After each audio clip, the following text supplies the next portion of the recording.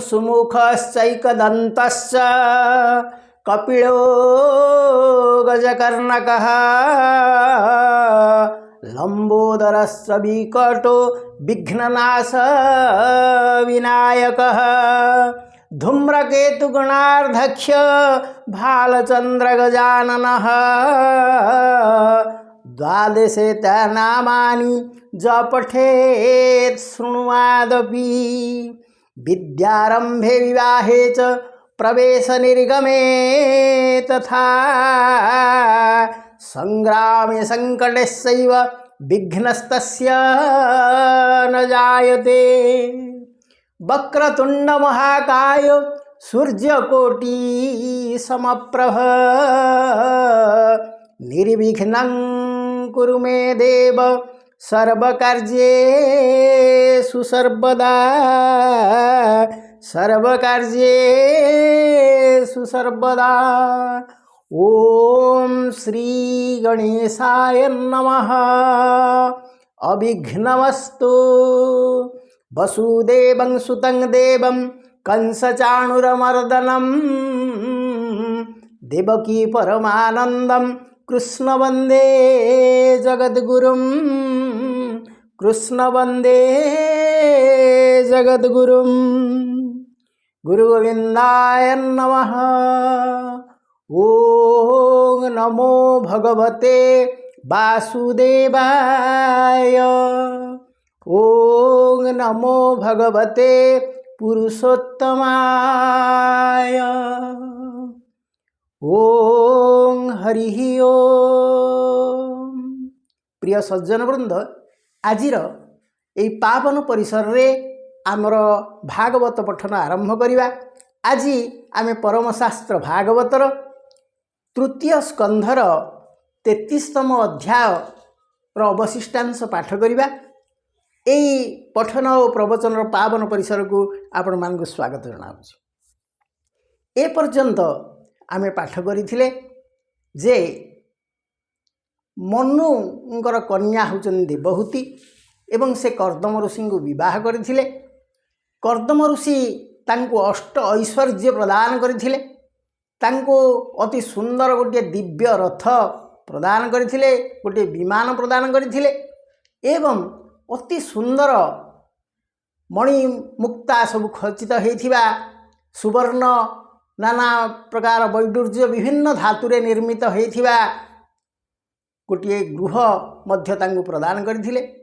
किंतु कपिलंक ठारू सब आत्मतत्व शुणी सारला परे देवहूति तांकर पुत्रंकर कथा मानी से वर्तमान संन्यास व्रत अवलंबन करिया पे चिंता कले। ए समस्त संपद को से तुच्छत करदेले। तांकर पुओ कथा मध्य भूलीगले, स्वामी कथा भूलीगले, समस्त को त्याग करी से संन्यास व्रत अवलंबन करिया को चिंता कले। यही आत्मा को परमात्मा सहित जोग करिया पे चिंता कले। कारण शास्त्र से भी कहिचंदी प्रथमे नार्जितं विद्या, द्वितीय नार्जितं धन, तृतीय नार्जितं धर्म, चतुर्थे किं करिष्यति। तेणु से आमे समस्ते यही कथा करिवा उचित। प्रथमे किछि विद्या अर्जन करिवा उचित, ता परवर्ती पर्याय आमे किछि अर्थ उपार्जन करिवा उचित एवं तृतीय पर्याय आमे धर्म उपार्जन करिवा उचित। काहेकि ना आउ चतुर्थ अवस्था को किछि आमे करि परिबा ना। चतुर्थ अवस्था आसीगले ना आपण आउ विद्या संग्रह करि परिबे, ना अर्थ संग्रह करि परिबे, ना धर्म संग्रह करि परिबे। काहेकि ना सेते बेलको आपण शरीर शिथिल हो जाइथिबो, अवयव गुड़िक से माने सबु स्थिर हो जाइथिबे, से माने आउ एते चलक्षम हो पारि नथिबे, कान को शुभ नथुबो, आखि की दिसु नथुबो, दांत खसी पड़िथिबो। से समय आउ कोन आमे करि परिबा। तेणु सेथिपाई जीवन को तीन भाग रे आमर पूर्वपुरुष माने विभाग कर देइचंदी। तेणु प्रथमे से कहिचंदी विद्या अर्जन कर, द्वितीय अर्थ अर्जन कर एवं तृतीय अवस्था धर्म अर्जन कर। कारण चतुर्थ को आउ किछि करि परिबो नाही। तेणु चतुर्थ अवस्था यही विद्या, यही धन, यही धर्म आपण को परमात्मा पाखक सहजरे नहीं जाई परिबो। कारण ये तीन जाक जिनस निहाती मनीष जीवन रे प्रयोजन। ताहेले एई क्षेत्र रे माँ देवहूति तांकर जीवनर प्रथम अवस्था से तो तांकर पितृंग पाखरे किसी शिक्षा पाइथिले एवं भगवान सानिध्य केमती पाइबे से कथा चिंता करथिले। द्वितीय अवस्था तांकर स्वामी सहित से अनेक संपद उपभोग कले एवं तृतीय अवस्था से समस्त संपद को तुच्छ कर दे संन्यास व्रत अवलंबन करने गले। तेणु भगवान यही भागवत मध्य मनीष को शिक्षा दे था जे यही जीवन यापन कर। चतुर्थ अवस्था को आउ एते माया मोह ममता सब रख ना। ताहले प्रिय सज्जन वृंद आमे आज अवशिष्टांश पाठ करिबा। तेबे ये जो भागवत पाठ करुचे आमे ता द्वारा आमर कौन लाभ हुए? लाभ हुए कौन ना जीवन जीवार कला आमे शिक्षा लाभ करे। अनेक लोक जीवन पे व्यस्त हो जाते, ओह भारी कष्ट ए जीवन चलवा। अनेक कहते एते जंत्रणा एते कष्ट एते टेंशन ए जीवन ना। यही भागवत बतई दिए जीवन जीवार कला। तेणु प्रिय सज्जन वृंद ये गोटे कहानी मन पड़ जाए जहाँ गोटे सत्य घटना। से कथा हूँ जे जड़े कोटिपति व्यक्ति से दिने तांकर जड़े बंधु घर को बाहरले तांकर विवाह वार्षिक उत्सव पालन उद्देश्य से से निमंत्रण करथिले। तेणु बंधुओं पाखु से बाहरले तेतबेले से कार रे जाउचंदी। तांको कारटी बंधुंग घर ठो मात्र 5-6 किलोमीटर दूर खराब हो गला। से जेते चेष्टा कले आउ चलला ना। ताहा गोटे पूरा सहरांचल बा अति ग्रामांचल नथिला, मध्यम अंचल थिला। किंतु सेतेळु जेहेतु संध्या पाखे आसला आउ कौनसी जानवाहन भी से अंचल जाऊनथला। तेज से बंधु घर को जीवे केमती तांकर मोबाइल से बंधु को लगेले किंतु सेठी टावर पाइला नहीं बा कौन अवस्था देखेला जहाँद्वारा से आउ जमा जोगाजोग तांको सहित करि पारले नहीं। से अति व्यस्त हो गले कारण ये अंचल सहित से परिचित नथिले। केमिति जीवे एमती रास्तार प्राय अधघंटे ठिया हो गला पर से विरक्ति हो सारे। यही समय गोटे रिक्सावाला को देखिले। रिक्सावालाटी गीत गाई गाई गुणुगुणु हो आसुथाए एवं से कोटिपति व्यक्ति ताको अटकेले। भाई टिके रहिबो कि ना कौन ना मु एई पाख गाँ को जीवी एठू केते बाट हम सी ना 5-6 किलोमीटर हम ना। अच्छा ठीक अच्छे मत टे तुम से नहीं जाओ एवं मु तुमको तुमर प्राप्य देवी ना। हाँ मोर प्राप्य हटिकी 100 टंका। आप 100 टंका देवे ताहले मु आपको नहीं जीवी। धनी व्यक्ति भी खुशी हेले कहले तुम 100 कहीं मुझे 500 टंका देवी तुम मत नहीं टिके से जगह पहुँचे दियो कारण मो गाड़ी खराब होगा। मुझे अधघंटे है व्यस्त है किसी गाड़ी ना कौन प्रकार सुविधा भी ना ना। हाँ ये आमर तो सेमती मिलेनी संध्या पाखे आसला पर आउ कौन गाड़ी आप पाइबे ना। ताहले मु तो फेरुथिली घर को ठीक अच्छे आस आप आसतु। तांको से सांगे नहीं गला एवं तार गाड़ी चलेला गुणुगुणु हो गीत गाई गाई। ये कहले अरे मुझे 500 टंका देवी कहली। ये अति खुशी होकर स्पीड रे चलांदा सीना कौन थीर थीर चले। से कहला अरे बाबू तुमको मुझे 500 देवी कहली तुम्हें कौन तो एत धीरे धीरे चलाउच जमी टे बेगे चलाओ ना। देखु ये हूँ आम ग्रामांचल रास्तार परिस्थिति सेते भल ना। जी भाव में जावा कथा मुझे भाई आपन को नेबी। आप 100 दिंतु 500 दिंतु जहाँ भी दिंतु आपन को ठीक रे नहीं पहुँचेदेवी। किंतु अति जोर रे जाई मु आपन को पकई देवाई चाहिए बा आपण को कौन दुर्घटनार सम्मुखीन होगापी चेष्टा करी ना। कारण एठी आमर ग्रामांचल रास्तार टिके खाल ढीप रागा सब रही। तेणु मुझे भाई आपन को नहीं जीवी। से कहला हौ ठीक अच्छे जहाँ कर। ताहले रिक्सावालाटी पुणी गुणुगुणु भाई गीत गाई गाई तार चलती। यही समय रिक्सावालार फोन को गोटे कॉल आसला। से फोन टी धरला एवं ता स्त्री सेपटू कहूँ तुम्हें घरे केतेबेले पहुँचब ना। यही तो बाहर आ अल्प समय भितर पहुँचबी ना। भारी दुखर कथा होगला आम छेलीटी मरी। से कांदी कांदी कहला जे आम छेलीटी मरीगला। अरे आ छेली तो मरीगला आ कांदुचु कहीं ना। कांदीबिनी काली से जड़े आसिक कथा हो जाता छेलीटी नहीं था 8000 टंकार से अंडा छेलीटी एवं तार भल बिक्री होता 8000 टंकार बिक्री होता। किंतु बर्तमान से मरीगला कि दुख है कहला हाँ है मरी तो गला आ कौन कर। तेणु तू आउ एते कांदेनी तुमे जो सब आज बराद मत कर जे गरम गरम जिलापी आने मुझे दुकान गरम गरम जिलापी नहीं जाऊँगी आमे समस्ते पिला मान कह आउ तू सब प्रस्तुत होता है गरम गरम जिलापी खाइबा। पुणी रिक्शावाला तार गीत गाई गाई रिक्शा चल चलला।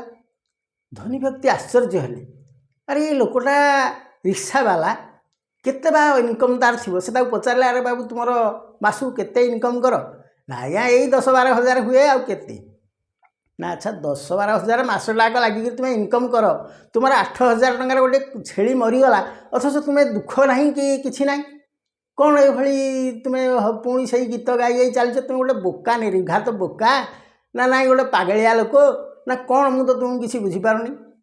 से कहला रिक्शावाला हसीदेला आज्ञा हाँ मु विशेष पाठ पढ़ी किंतु आज्ञा भावतु मुझे मो स्त्री सहित जदि समदुखी है आहुरी दुखरे मु कांदी पकई था कौन सी प्रबोधना दे न था एवं दुखरे रिक्साटा ये ठिया कर दे था घंटे कांदी था गछमूले बसी आपणकर किसी लाभ होता कि आपण तरतर होते जावाई तेबे मु मोर कर्तव्य करुच्ची।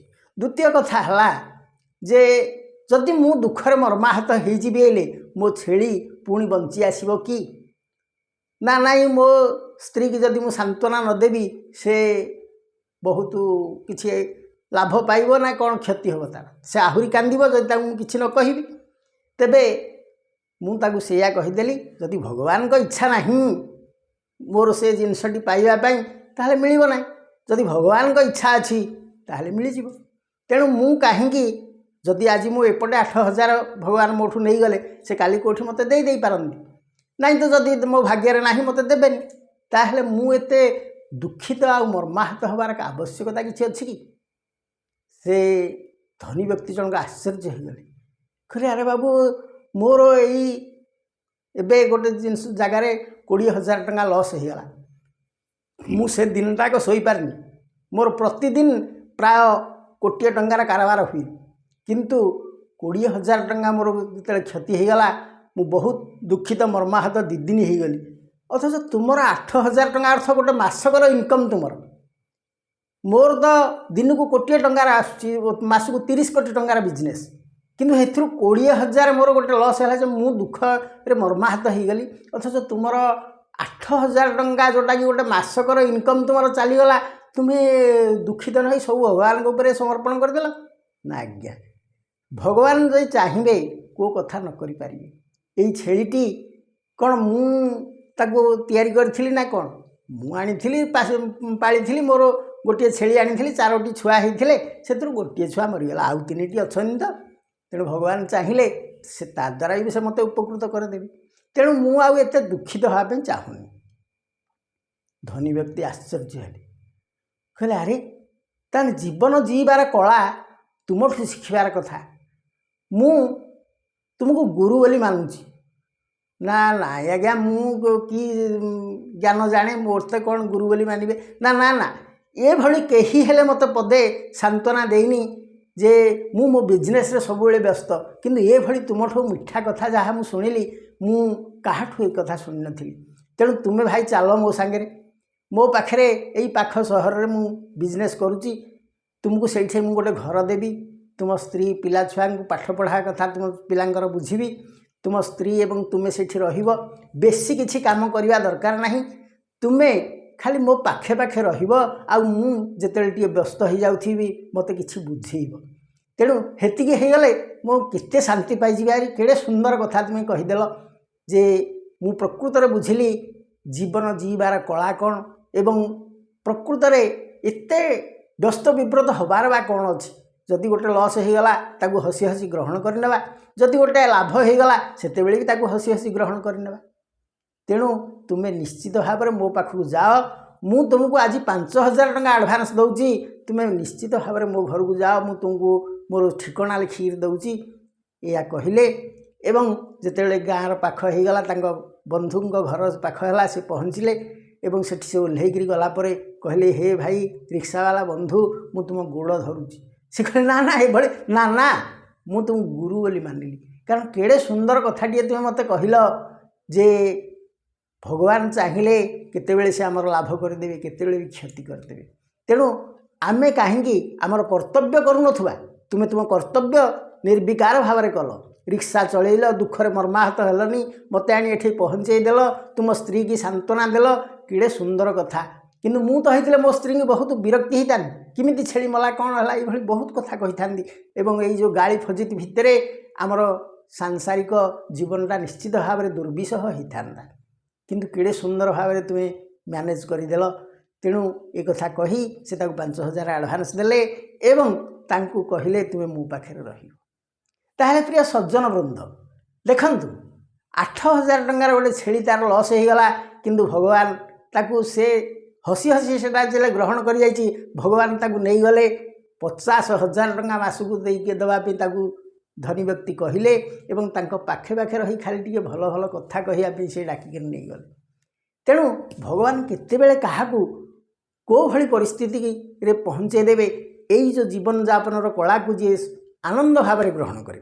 ए रिक्सावालाटी जेन तार जीवन जापन कलाटी शिखिला एवं ताठू धनी व्यक्ति शिखिले से भली भाव में आमे मध्य भगवान प्रतिटी काम को हसी हसी ग्रहण करनेबा एवं प्रतिटी काम तांकर इच्छा बोली जदि आमे ग्रहण करनेले ताहले जीवन रे केबे हेले अशांति आसीबो नाही। ताहले प्रिय सज्जन वृंद आजिर भागवत को आमे आरंभ करिबा। माँ देवहूति गोटे जितेबले से निज देह को परमात्मा सहित मिसेया चाहिए से भागवतकार कहते से गोटे नदी ही बहीगले। से नदीर ना है सिंधुदा बोली से कहते एवं से कहले जे से ध्याने शरीर मिलाई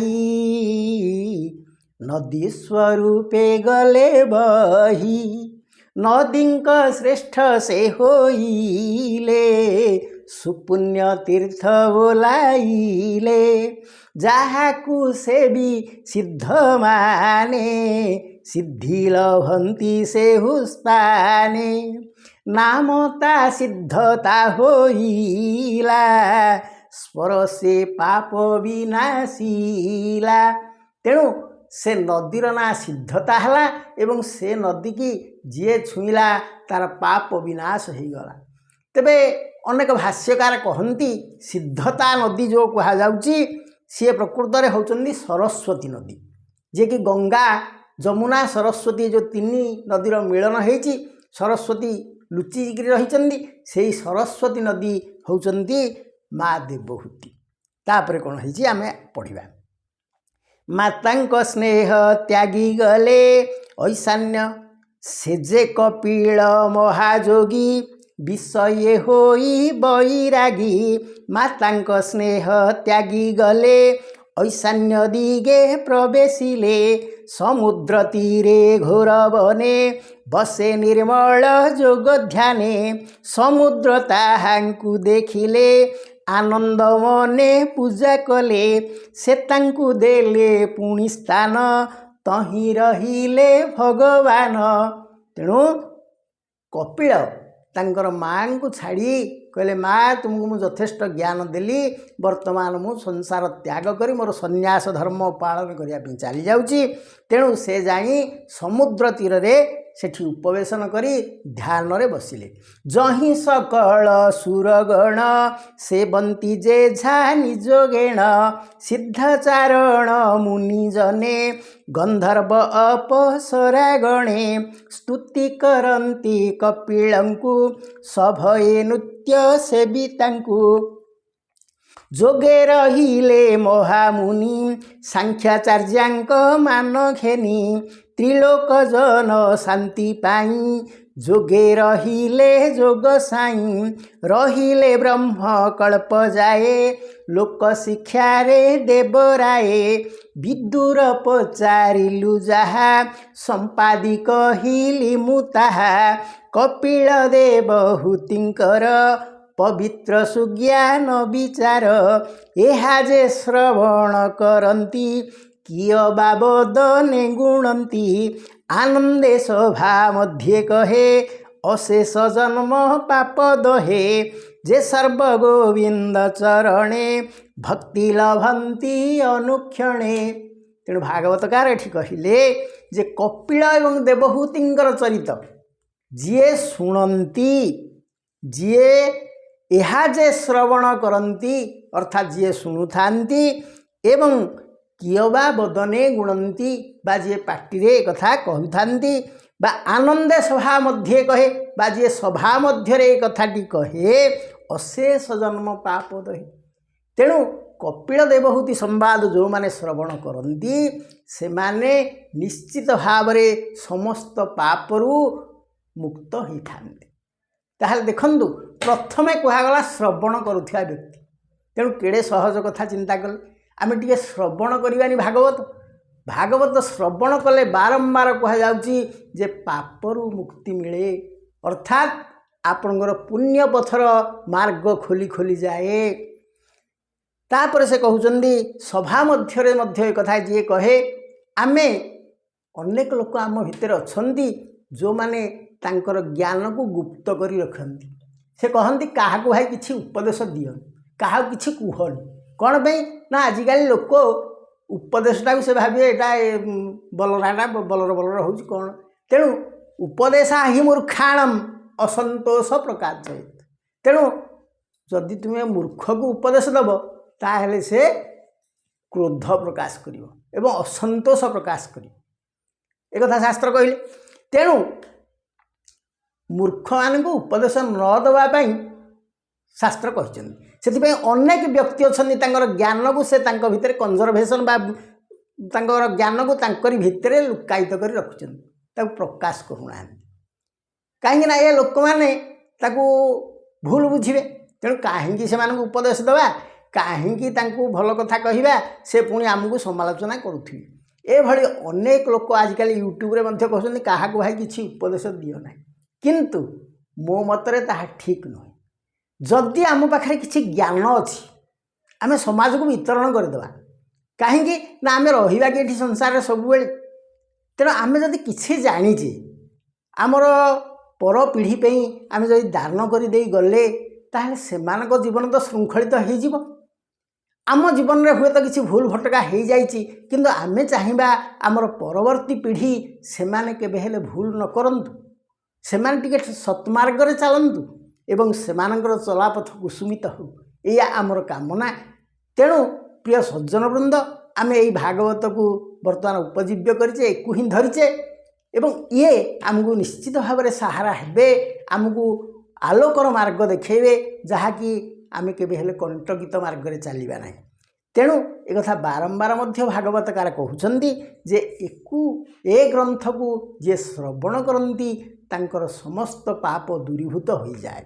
ତାପରେ ସେ କ'ଣ କହିଲେ, ସେ ସର୍ବଗୋବିନ୍ଦ ଚରଣେ ଭକ୍ତି ଲଭନ୍ତି ଅନୁକ୍ଷଣେ ଅନ୍ତେ ଲଭନ୍ତି ହରିସ୍ଥାନ କେ କରିପାରେ ତାହାନ। ତୃତୀୟ ସ୍କନ୍ଧେ ଭାଗବତ କପିଳ ଜ୍ଞାନ ଉପଗତ 33 ଅଧ୍ୟାୟ ସମାପତ କହିଲା ବିପ୍ର ଜଗନ୍ନାଥ। ତେଣୁ ତୃତୀୟ ସ୍କନ୍ଧଟି ଆମର 33 ଅଧ୍ୟାୟରେ ସରିଲା, ଏ କଥା ଜଗନ୍ନାଥ ଦାସ କହିଲେ।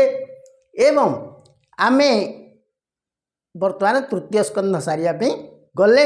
ଇତି ଶ୍ରୀମତ୍ ଭାଗବତ ମହାପୁରାଣ ପାରମହଂସ୍ୟ ସଂହିତାୟାଂ ବୈଶିକ୍ୟାଂ ତୃତୀୟ ସ୍କନ୍ଧେ କପିଳ ଉପାଖ୍ୟାନେ 33 ଅଧ୍ୟାୟः ସପ୍ତ ସମାପ୍ତୟୋ ତୃତୀୟ ସ୍କନ୍ଧಂ।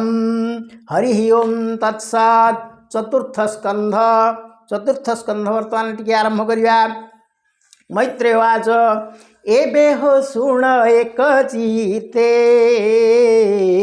ଚତୁର୍ଥ ସ୍କନ୍ଧ ଭାଗବତେ।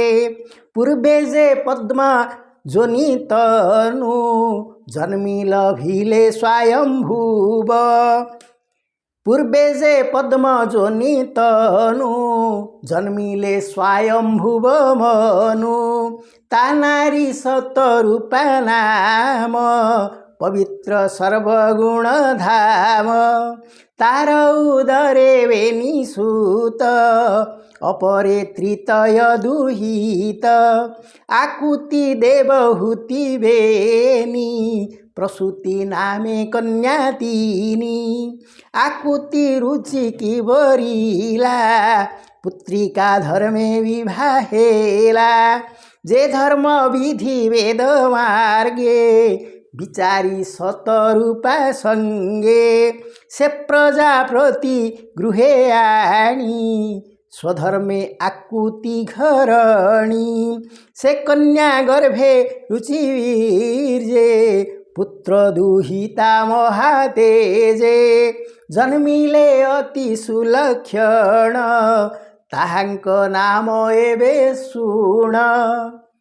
तेबे भागवतकार चतुर्थ स्कंधर प्रथम अध्याय कौन कहले ना एबे हो शुण एक चित्ते चतुर्थ स्कंध भागवते पूर्वे जे पद्म जोनि तनु जन्मिले स्वयं भुव मनु तेणु पद्मजोनि कहले ब्रह्मा ब्रह्मांक ठारू स्वयं भुव मनु जन्म होइथिले एवं बा ब्रह्मांकर पुओ होचंदी स्वयं भुव मनु एवं ब्रह्मा मध्य अन्य जो नारी मूर्ति जनक तैयारी करथिले से होचंदी सतरूपा सतरूपा एवं स्वयंभुव मनु उभय विवाह कले एवं तांकर तीनोटी कन्या जन्म हेले से तीन कन्यांक ना कौन कहगला ना आकुति देवहूति बेनी प्रसूति नामे कन्या तीन आकुति देवहूति एवं प्रसूति बोली तांकर तीनिटी कन्या जन्म हेले एवं दुईटी पुआ मध्य जन्म होइतिले से होचंदी उत्तानपाद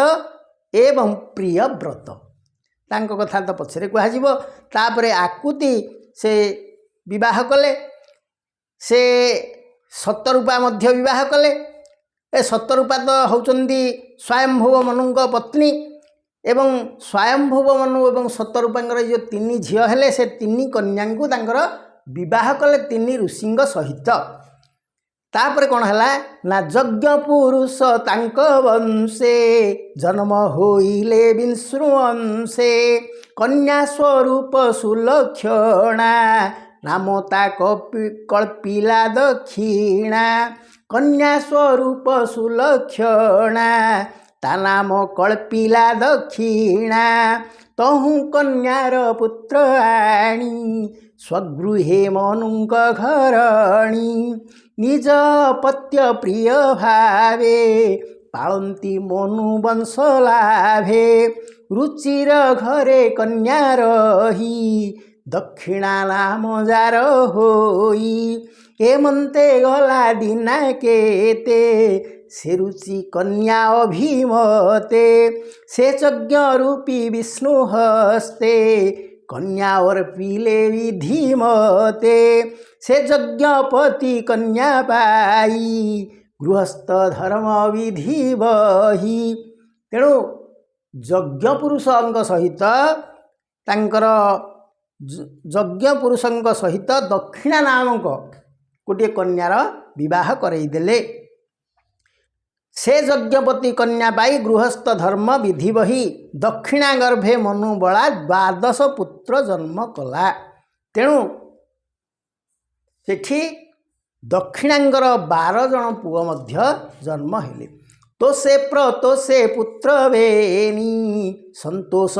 भद्र साती शांति तीनी तोष प्रतोष पुत्र बेनी संतोष भद्र शांति तीनी षष्ठ पुत्र जैडस्पति वेदे अधिक जारमती इधन कविजे विभूषण सुदेव 12 रोचन एहि 12 भातृगणे मनुर आज्ञा परमाणे तुषित नामे देवगण होइले सृष्टिर कारण तेणु दक्षिणांगर जो 12टी पुओ हेले से 12टी पुओंक ना हूँ कौन ना तोष प्रतोष संतोष भद्र शांति एवं इडस्पति ता सहित इध्न एवं विभु स्मह सुदेव ये भाव में 12 पुओ तांकर जन्म हेले ताहेले एहीपरि भाव में धीरे धीरे वंश विस्तार होउची मनुर आज्ञा परमाणे तुषित नामे देवगणे होइले सृष्टिर कारण मरीचि आदि सप्त मुनि यज्ञ को इंद्र पदे घेनी इंद्र सहित से मरीचि आदि सप्त मुनि मरीचि प्रभृति सप्तर्षि मंडल सब अच्छी से मुनि माने मध्य आसिले एवं यज्ञ को इंद्र पद घेनी उत्तान पाद प्रियव्रत एबेनी मनु राजा सुत आमे या पूर्व कही जे मनु राजांगर 3टी झील होते से 3 झील ना हूँ कौन ना आकुति देवहूति एवं प्रसूति आकुति देवहूति प्रसूति एवं 2टी पुओ होते ना हूँ उत्तान पाद एवं प्रियव्रत एहांक ठारू वंश जेते पुत्र पौत्र प्रमीते जे कन्या देवहूति नाम ताहा कुल भिले करदम तापरे तांकर कन्या देवहूति को करदम विवाह करथिले कथा आमे आगुरु तो आलोचना करिछे ताहार नव कन्या गर्भे जेवा पूजिले पूर्वे से कथा कहिबई तोते तुजेणु पचारिलु मोते प्रसूति कन्या मनु राजा धी दक्ष को कला पूजा तेणु मनु राजा कौन कले ना तांकर जो कन्या प्रसूति तांकु दक्ष को विवाह देले तापरे कौन है आमे परवर्ती पर्यायर पाठ करिबा आज आमे चतुर्थ स्कंधर प्रथम अध्यायर किछि अंश पाठ कले एवं परवर्ती अंश आसंता काली पाठ करिबा से पर्यंत आमे वर्तमान विराम नवा ओम सर्वे भवन्तु सुखिनः सर्वे सन्तु निरामया सर्वे भद्राणि पश्यन्तु मा कश्चित् दुःखभाग् भवेत् हरिः ओम।